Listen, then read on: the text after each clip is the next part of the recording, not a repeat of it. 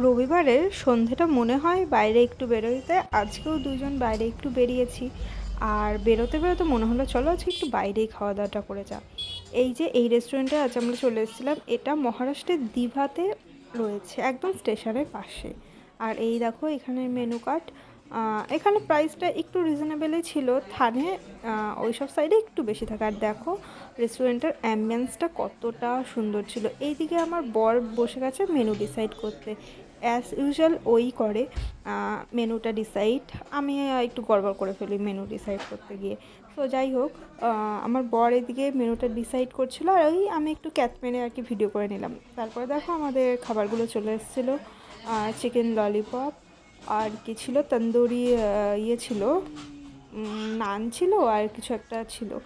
আর মাংসের একটা আইটেম ছিল, সেটা হচ্ছে ওই চিকেন সামথিং কিছু একটা ছিল। সে যাই হোক, আমি ভুলে গেছি। আমি তো চুপচাপ আগে খাওয়াটা খেয়ে নিই বাবা, ওইটাতে বেশি কনসেন্ট্রেট করতে হবে। এইদিকে দেখো লাস্টে জোয়ান, মৌরি ওইসব নিয়ে লাস্টে আইসক্রিম খেয়ে চলে আসলাম।